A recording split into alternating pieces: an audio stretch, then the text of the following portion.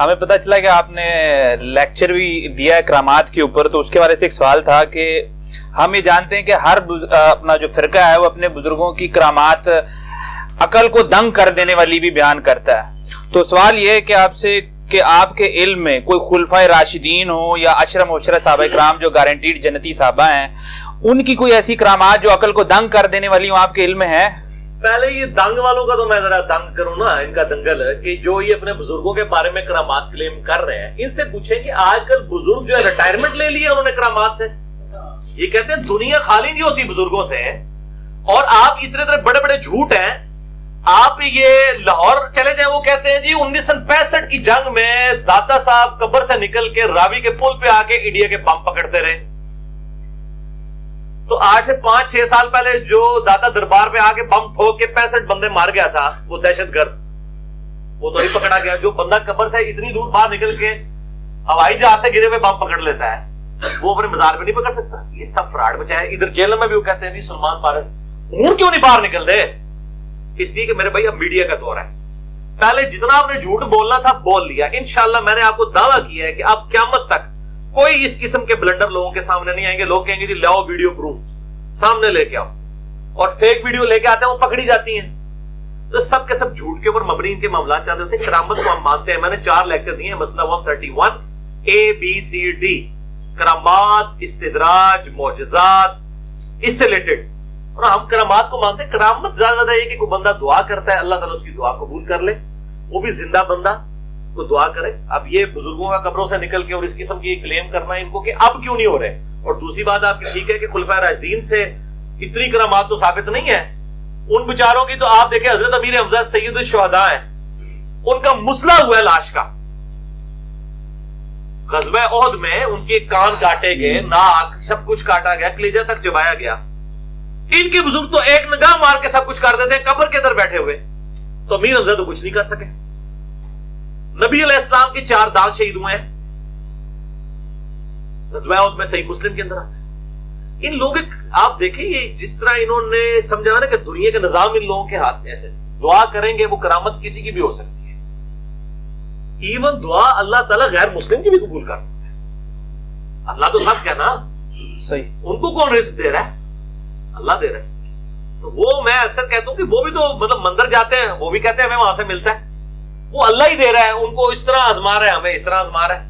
یہاں لوگ بزرگوں کے کھاتے میں ڈال دیتے ہیں، وہاں وہ مندروں کے کھاتے میں ڈال دیتے ہیں. تو جرم تو ایک ہی ہے، مختلف شکل میں نظر آتا ہے.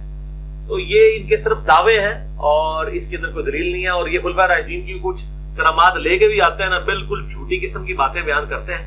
باقی میں نے کچھ صحیح روایات بھی بیان کی ہیں کہ دعا کی ہے، اللہ تعالیٰ نے دعائیں قبول کی ہیں. لیکن یہ جو اس قسم کے بیان کر دیتے ہیں، دریائے نیل کو خط لکھ دیا، یہ ہو گیا وہ ہو گیا. اور دوسری طرف انہی سے ہی پوچھیں کہ حضرت امیر معاویہ رضی اللہ تعالیٰ عنہ نے حضرت عمر کو کتنے خط لکھے کہ میں نے بیڑی بیڑا بنانا ہے. حضرت عمر نے جب مشورہ کیا تو پتا چلا کہ بھئی جب بحری جہاز ڈوب جاتا ہے تو کوئی نہیں بچتا. اس ٹائم تو لائف بورڈز بھی نہیں تھی نہ جیکٹس تھی. تو حضرت عمر نے امیر شام کو اجازت ہی نہیں دی ہے. پھر حضرت عثمان نے اجازت دی ہے.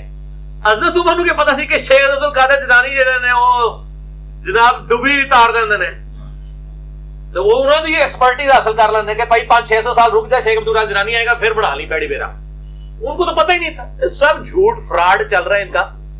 میں کہتا ہوں اللہ کے بندو، یہ وہ جو سمندر روکا ہوا ہے عبداللہ شاہ غازی نے، میں کہتا ہوں سمندر چھوڑ دیں. کوئی بندہ اپنا پیشاب نہیں روک سکتا. سمندر تو شاہی بڑی بڑی ہے، ایڈے بڑے بڑے دعوے. وہ جی بزرگوں نے روحانی آپریشن کر دیے. میں کہتا ہوں روحانی آپریشن کہتے دل کا بائی پاس کر دیا، گردے کی پتھری نکال دی. میں کہتا ہوں یار یہ کس نے دیکھی ہے پتھری؟ انہوں نے نکالی ہے یا وہ قدرتی طور پہ نکل گئی ہے؟ ایک کام ہے جو ہم دیکھ سکتے ہیں کہ کسی نومولود بچے کے ختنے کو بزرگ کر دے روحانی طور پہ بغیر بلیڈ مارے. میں تھوڑی بزرگی مان لینا. جڑا بندہ بائی پاس کر لینا ہے ایڈا اوکھا آپریشن بغیر چیرے، اور جڑا گردے دی پتھریاں کاٹ دینا ہے وہ خطرہ تے اینی جی گل ہے. انہوں نے پتہ خطرے کو نہیں ہونے کیونکہ جھوٹ پکڑیا جانا ہے. وہ لاشیں سلامت نکلتی ہیں جی بزرگوں کی اتنے سال بعد. اچھا، اور وہ ان سے پوچھیں کہ دوسرے فرقے کے بزرگوں کی نکلی ہے، کہتا نہیں جھوٹ ہے. تو تہاڈا کی تو سچ ہے. ان کو میں نے اب مشورہ دیا ہے اور یہ کہہ رہے ہیں علی ہمارے ساتھ بڑا خطرناک کھیل کھیل رہا ہے، اور واقعی بڑا خطرناک. میں نے کہا یہ پرانے جو مر گئے ان کو چھوڑ دیں. اے ہن جڑے نویں میں مرتے تھے نا غوث الاقطاب اور یہ غوث، ان کی لاشیں ایک ایک ہفتے کے لیے نا تپتی ہوئی دھوپ میں چوک کے اندر رکھے اور کہیں کہ یہ بزرگ تھا, قبر میں بھی اس کی لاش 1000 سال تک 2000 سال تک سلامت رہنی تھی, ایک ہفتے کے لیے ہم اسے رکھ رہے ہیں دھوپ کے اندر. پھر عیدی اللہ نے منتا مار دے پھرو گے, دوسرے دہاڑے بو مار جائیں گے لاشاں. اتنے آپ کانفیڈنٹ تو رکھے نا چوراہوں پہ. قبر کے اندر کس نے چیک کیا اور راتوں رات نکالتے ہیں, دفنا بھی دیتے ہیں اور کہتے ہیں جی صحیح نکلی سی. وہ لاؤ نا اللہ دے بندو, میڈیا نو بلاؤ. سب کچھ جھوٹ چل رہا ہے, فراڈ چل رہا ہے.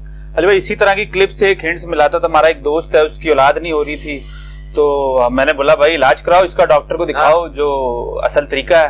تو اس کا بھی ایک دوست تھا مدار کا چاہنے والا بھائی, تو اس نے اس کو سجیسٹ کیا کہ چلو بھائی میرے ساتھ, کیونکہ میں کراچی سے ہوں تو وہاں پہ سب سے فیمس عبداللہ شاہ غازی کا ہی ہے, ادھر چلو پھر انشاءاللہ اللہ نے چاہا تو دیکھ لینا آپ, اولاد ہو کے رہے گی انشاءاللہ.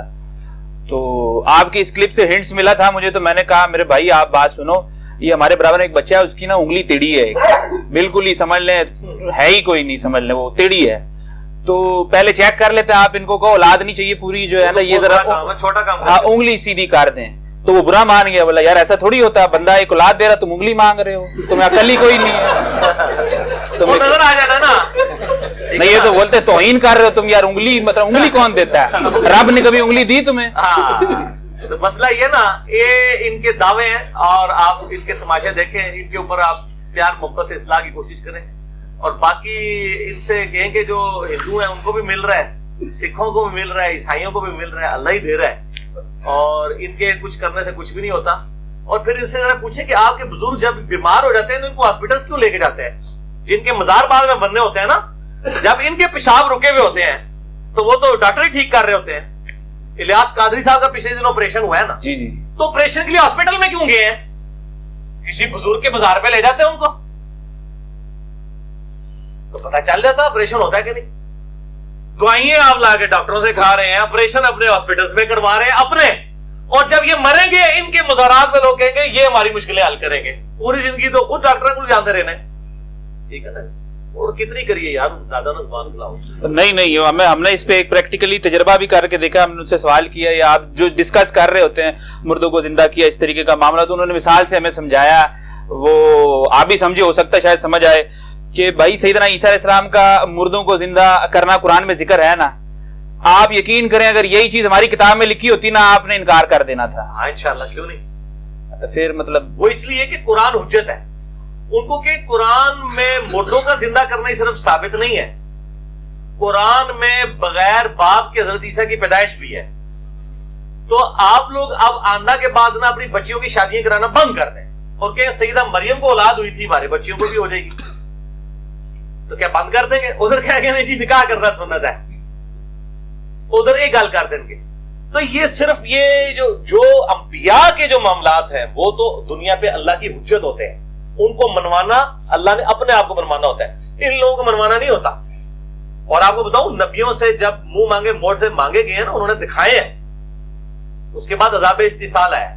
یہ منہ مانگے کیا, یہ منہ سے جو خود کہہ رہے ہیں وہ نہیں کر کے دکھا سکتے, جو یہ کہتے ہیں کہ ہم یہ کر لیتے ہیں وہ کر کے بتا دیں. انہوں نے آگے سے جواب دیا, یار یہ جو آپ سمجھ گئے, ظاہر بات آپ کی مشہوری ماشاءاللہ بہت زیادہ ہی چل رہی ہے, اور تو وہ سمجھ گئے کہ کس نے یہ کہا ہے. تو انہوں نے کہا بھائی یہ بندے کا کام ہی غلطیاں نکالنا, بزرگوں کے پیچھے پڑا ہوا ہے, اور اس طریقے سے اگر غلطیاں نکالنا شروع کر دینا سارے بزرگ ہی فارغ ہو جائیں گے اس طریقے سے. انہوں نے کہا انشاءاللہ تعالی ہمارا بھی مشن یہی ہے کہ ہم سارے, جیسے وہ کہتے تھے نبی علیہ السلام پہ الزام تھا کہ اس نے اتنے خداؤں کا ایک خدا کر دیا, ہم چاہتے ہیں سارے بزرگوں کا ایک ہی بزرگ محمد رسول اللہ ہو جائے, صلی اللہ علیہ وآلہ وسلم, لوگ ان پہ جڑے. اور یہ سیم بات احمد بریلوی صاحب نے فتاوی رضویہ میں لکھی ہے کہ اگر ہم وہابیہ کی باتیں صحیح مان لیں, انہوں جن کو وہابیہ کہتے ہیں وہ, تو ہمارے پچھلے 1100 سال کے سارے بزرگ فارغ ہو جائیں گے. انہوں نے یہ نہیں کہا کہ قرآن و سنت کے خلاف, یعنی قرآن و سنت فارغ ہو جائے گی. تو بزرگ اگر فارغ ہو رہے ہیں تو ان کو کہیں کہ اللہ کا بندہ 99 قتل تھے تسی بھی کیتے انہیں. یہ جو بریلوی اگر یہ بات کر رہے ہیں نا, ان کو کہ آپ اپنے علاوہ سب کو دوست کی فرقے نہیں سمجھتے کیا؟ تو اس کا مطلب ہے ساروں کے بزرگ تو آپ نے بھی ختم کیے ہوئے ہیں. جو بندیوں سے پوچھے وہ اپنے علاوہ ساروں کو دوست کی سمجھتے ہیں. تو باقی میں نے الیاس گمن کو خود اپنے کانوں سے سنا سامنے بیٹھ کے, اس نے کہا جنت میں صرف حنفی دیوبندی جائیں گے.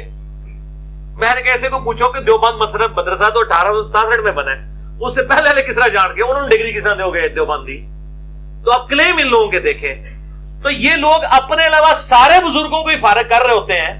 ہم نے ان کے بھی ساتھ کر دیے. تھوڑی سی غلطی ہوئی ہے, 99 نے مارے سن, ابھی 100 بھی مار کے چچری کر دیتی. 99 تو سارے نے مارے ہوئے ہیں. دیکھیں اپنے علاوہ جب آپ ساروں کے بزرگ فارغ کیے ہوئے ہیں تو اس جرم میں تو ہم برابر کے شریک ہے نا. کیا دیوبند نے بریلوی اہل حدیث شیعہ کے بزرگوں کو فارغ نہیں کیا ہوا؟ ان کی غلطیاں نہیں نکالتے؟ تو ہم نے اگر آپ کی بھی نکال دی تو آپ کی مشن کو آگے لے کے گئے. میرا ایک کلپ بھی چڑھا ہوا ہے, اعلیٰ حضرت کے نامکمل مشن کی تکمیل.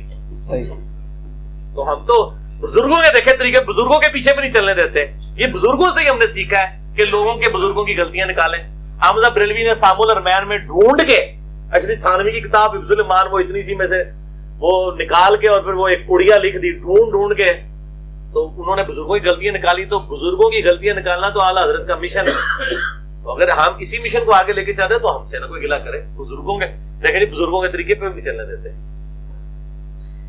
ایک علی بھائی اگلا سوال ہے جو بڑا اہم ہے کہ ہمارے سامنے لوگ جب بات کرتے ہیں تو ذکر ہو رہا ہوتا ہے کہ خوابوں کے ذریعے اللہ کے رسول صلی اللہ علیہ وسلم کو خواب میں دیکھا اور اس طرح فرمایا اس طرح فرمایا. تو آپ صرف یہ بتا دیں, بنیادی سوال یہ کہ جب ہمارے پاس قرآن و سنت کی شکل میں دین محفوظ ہے تو کیا ہمیں خوابوں کے ذریعے کسی مسئلے کو اختیار کرنے کی ضرورت ہے؟ دیکھیں جی یہ خوابوں کے اوپر جو یہ بیان کر رہے ہوتے ہیں, پہلے تو میرا اس کے اوپر بڑا ڈیٹیل لیکچر ہے, مسئلہ نمبر 6B خواب کشف اور الہام کے اوپر. خوابوں کے اوپر تو یہ خود کو نہیں چل رہے ہیں. کیا جو طاہر القادری صاحب نے خواب بیان کیا تھا وہ دیوبندیوں نے مان لیا؟ نبی علیہ السلام کے ریفرنس سے بیان کیا. اس وقت ان کو حدیثیں یاد آئی کہ میری شکل میں شیطان نہیں آ سکتا. بخاری مسلم, وہ تو حدیث کی شرح ہی غلط کرتے ہیں, یہ شرح کرتے ہیں. اور ایون بریلویوں نے خود نہیں مانا وہ خواب. طارق جمیل صاحب نے جو جنید جمشید صاحب کے بارے میں خواب بیان کیا ہے کہ بزرگوں نے کہا جی نبی علیہ السلام فرمایا جنید ہمارے پاس پہنچ گیا ہے, تو کیا بریلویوں نے مان لیا خواب؟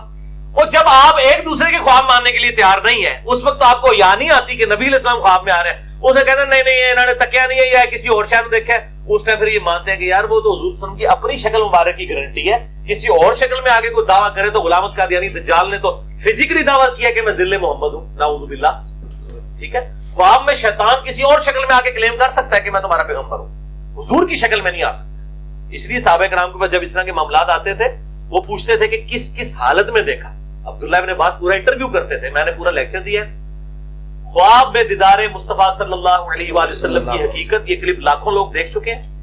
اس میں طاہر القادری صاحب کی تصویر ہے, میری بھی تصویر ہے, توصیف راجدی صاحب کی بھی, باقی لوگوں کی, سارے فرقوں سے ایک ایک میں نے بندہ اٹھا کے نا تو وہ تصویر لگا کے تو میں نے بتایا کہ یہ اہل حدیث کا بھی کلیم بالکل باطل ہے کہ جی صحابہ کے علاوہ کوئی حضور کو دیکھ ہی نہیں سکتا. میں نے بخاری, صحیح مسلم سے, ابو داؤد, ترمذی ثابت کیا کہ تابعین تبع تابعین نے بھی نبی علیہ السلام کو خواب میں دیکھا ہے. آج بھی کوئی دیکھ سکتا ہے, قیامت تک دیکھ سکتا ہے, لیکن اس کی کچھ رولز ہیں, ان رولز کے. باقی نبی علیہ السلام آج خواب میں آ کے کوئی ایسی چیز دین کی نہیں بتائیں گے جو آپ پہلے بتا کے نہیں گئے. اسی کی ترغیب دلانے کے لیے آ جائیں. جیسا میں آپ کو دیتا ہوں حجت اللہ البالغہ جو شاہ ولی اللہ دہلوی نے لکھی ہے, اس کے مقدمے میں لکھتے ہیں کہ جب میں نے اس معاشرے میں آنکھ کھولی تو وہ ظاہر حنفیت اور صوفیت, پکے کٹر صوفی تھے, بڑے قبر پرست تھے یہ شاہ ولی اللہ. بعد میں چینج ہوئے. جب یہ چینج ہوئے تو انہوں نے پھر اس دوران کہتے ہیں میں جب قرآن و حدیث پڑھنا شروع کیا تو دین کچھ اور نکلا, اور جو ہمارے ساتھ بھی ہو جاتا ہے. کہتے ہیں میں بڑا پریشان ہوا تو ایک رات میں نے نبی صلی اللہ علیہ وسلم کو خواب میں دیکھا اور سیدنا حسین ابن علی سے ساتھ رضی اللہ تعالیٰ عنہ علیہ السلام. سیدنا حسین نے مجھے ایک قلم دیا خواب میں. کہتے ہیں میں نے وہ قلم پکڑ لیا. شکر انہوں نے یہ نہیں کہا کہ میں اٹھا تھا میرے سرانے پہ آسی, ایڈی انہوں نے بھی آسی کہ سارا جھوٹ ہی ہوتا ہے, نہیں ہوتا. وہ اشارہ تو ہوتا ہے آپ مجھے خواب میں دیکھیں تو آپ مجھے صبح فون کریں, مجھے نہیں پتا ہوگا میں آپ کے خواب کے اندر آیا ہوں. یہ محکمہ یہ لگ گئی, اللہ تعالیٰ دکھا رہا ہوتا ہے. جو آ رہا ہوتا ہے نا اس کو نہیں پتا ہوتا کہ میں خواب میں گیا ہوں فلاں کے, وہ اللہ دکھا رہا ہوتا ہے اس کو. ورنہ مجھے تو پتا ہو رہا ہے جب آپ کے خواب میں آؤں یا آپ میرے خواب میں آئے تو نہیں پتا ہوتا. تو یہ ایک محکمہ ہے, اللہ تعالیٰ نے ایک یعنی امیجز کی فارم میں چیزیں دکھائی جاتی ہیں. تو شاہ ولی اللہ دہلوی کہتے ہیں کہ جو سیدنا حسین نے مجھے قلم دیا نا, اس سے میں نے اس کی تعبیر یہ لی کہ مجھے خود لکھنا چاہیے جو میں نے حق سمجھا ہے. پھر انہوں نے حجت اللہ البالغہ لکھی, عرب و عجم میں مشہور ہوئی. ایک وہ وقت تھا شاہ ولی اللہ کہتے تھے حنفیت کے علاوہ سب کانٹیننٹ کے لیے کوئی اور فقہ سوٹیبل ہی نہیں ہے. اور حجت اللہ البالغہ میں انہوں نے لکھا کہ اماموں کی اندھی تقلید نے اس امت میں گمراہی کا دروازہ کھولا ہے. میں نے کتنے بڑے بڑے دیوبند بریلوی علماء کو جب بتایا وہ کہتے ہیں شاہ ولی اللہ لکھ ہی نہیں سکتے. میں نے کہا حجت اللہ, کہتے ہیں ہم نے پڑھی ہے. پھر بعد میں نہیں اسی تو نوٹس پڑھے سر. میں کہا پوری پڑھو, حجت اللہ البالغہ اردو میں بھی آ چکی ہے. तकलीद को उन्होंने इस उम्मत की गुमराहियों में से एक गुमराही करार दिया है। शाह वलीउल्लाह ने तौबा कर ली, जिसने मैं भी पहले बरेलवी था, फिर देवबंदी हुआ, फिर अहले हदीस, फिर शिया के साथ भी मैंने उनके साथ भी मतलब एक इस एतबार से लर्निंग वाला प्रोसेस आज भी सबको मिलता हूं, और अब मैं अल्हम्दुलिल्लाह सारों को मुसलमान समझता हूं और गलतियों की इस्लाह करता हूं और अपनी भी इस्लाह करवाता रहता हूं। तो ये हजरत हुसैन का कलम देना, इसकी ताबीर ये हुई कि उन्होंने इसकी ताबीर की कि मुझे लिखना चाहिए और हक बात, क्योंकि हजरत हुसैन भी हक के लिए अकेले ही खड़े हो गए थे ना, उसमें कोई भी उनके साथ नहीं था। तो उन्होंने कहा कि शाह ने कहा अगर गुमराही है तो क्या हुई, मैं तो लिखूं ना। और देख लें उस वक्त उन्होंने डरते डरते लिखा कि रफ़ा दैन करना भी है ना करना भी है, लेकिन करना बेहतर है। उस वक्त ये बात भी करना बड़ी बात थी। कुरान का तर्जुमा किया, 5 साल तक जंगलों में छुपे रहे। लोगों ने कहा जी कुरान अरबी से इन्होंने फारसी बना छड़े। ਇਹ ਤੇ ਲੋਕਾਂ ਦਾ ਇੰਟੈਲੈਕਚੁਅਲ ਲੈਵਲ ਜੀ ਕਹਿੰਦੇ ਨੇ ਸਾਡੇ ਬਜ਼ੁਰਗ ਬੜੇ ਪੜ੍ਹੇ ਲਿਖੇ ਹੁੰਦੇ ਸਨ, ਇਹ ਹੁੰਦੇ ਸਨ ਜੇ ਪੜ੍ਹੇ ਲਿਖੇ कि उन्होंने वही नहीं समझ कि तर्जमे का और इसका क्या फर्क है। आज तो सारे तर्जमों की बातें करते हैं, शाह वलीउल्लाह ने उस वक्त ये कारनामा किया है। तो इस तरह की ख्वाबों में जो तमसीलें आती हैं, तो क्या ये लोग दूसरों की ख्वाबें मान लेते हैं? अशरफ थानवी साहब ने कहा कि नबी इस्लाम आए, उन्होंने लकीरें फेरी और वुजू किया, और उन्होंने कहा जो सुबह मैंने देखा जगह भी गीली थी, और कहा कि यहां देवबंद मदरसा बनाओ। तो ये क्या बरेलवी मान लेंगे नबी इस्लाम का ख्वाब? नहीं। तो जब वो दूसरों का नहीं माने तो हमें क्या ख्वाब बयान करते हैं? ख्वाब में बस ज्यादा ज्यादा जैसे शाह वलीउल्लाह देहलवी ने ख्वाब देखा, इशारा किसी की ऐसी बात का हो सकता है, नया दीन नहीं सिखाया जाएगा। वो आपने उस वक्त फरमा दिया अपने बाद में किताबुल्लाह और सुन्नत छोड़ के जा रहा हूं, या अहले बैत का एहतराम करना। जो आपने उम्मत को देना था ना, वो दे के चले गए। आपको नई इंस्ट्रक्शन आगे नहीं देनी है। मेरे दोस्तों ने ये वीडियो मुकम्मल देख ली, तो कैसी लगी आपको वीडियो? उम्मीद करता हूँ कि आपको अच्छी वीडियो लगी होगी। आपके इल्म में इजाफ़ा हुआ कि नहीं हुआ, आप हमें कमेंट्स करके बताइएगा। और ऐसी अच्छी वीडियो देखने के लिए हमारे चैनल को सब्सक्राइब कीजिएगा। ओके, अल्लाह हाफिज़।